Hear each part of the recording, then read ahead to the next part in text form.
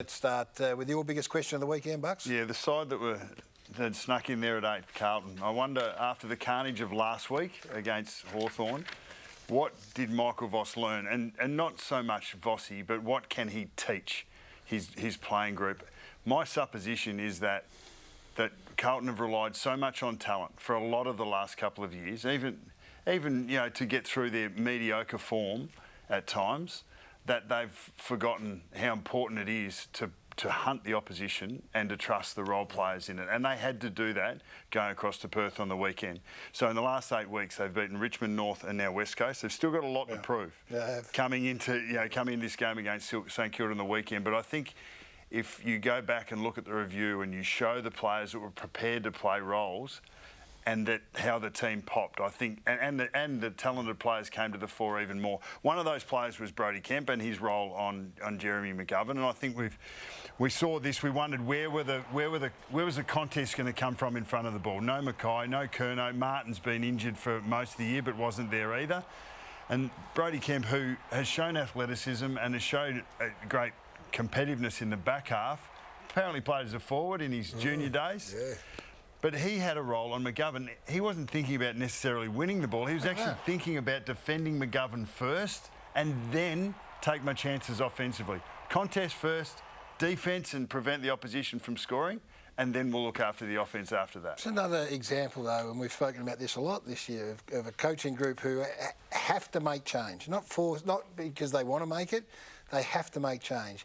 All of a sudden, Michael Voss now, if they get into the final series, we've said, who's going to be that third tall? You know, Mackay and Curnow, is it Jack Martin? Is it Jack Silvani, early? Maybe it's Brodie Kemp, because they just out of circumstance had to give him a crack there. And talent is still important, and because in the end the talent rose to the top. So the game was set up largely for Paddy Cripps, and the way that happened, it was like points from clearance, no doubt. Carlton had the game against the Eagles was their highest stoppage game for the year, and they love stoppages. They're a very good stoppage team. Scored heavily from stoppage when they were making their run through the finals last year. Their pressure was as good as it's been. So you didn't necessarily need top-end talent to achieve this. Yes, they'll get greater challenges than the Eagles, but I think if they can take anything with them into St Kilda and then maybe beyond, it's that they need everyone to buy in, even their most talented, into the pressure aspect. There's no doubt it's those backs to the wall game, and I think it actually helps that you go on the road together. The biggest road trips we've seen it galvanise teams, especially Collingwood over the journey. You've experienced that, Bucks. I know certainly our trips to Perth used to be big folks, and I think it sharpens your team focus and your willingness for the individual to accept his role within the team. And I think it would have been a great chance for Vossi to reinforce that message. Obviously, look at that. Paddy Cripps was unbelievable. And then the role players invest in the role, and the stars can just go to work there, guys. Well, I think Michael Voss gets a lot of credit for this as well. So pre-game, you're looking at it and you're going, OK, I've lost all of these and I'll allocate roles. But at the end of the day, there's my trump. So let's play a game that's going to maximise the skill set of our trump. 89 stoppages is going here.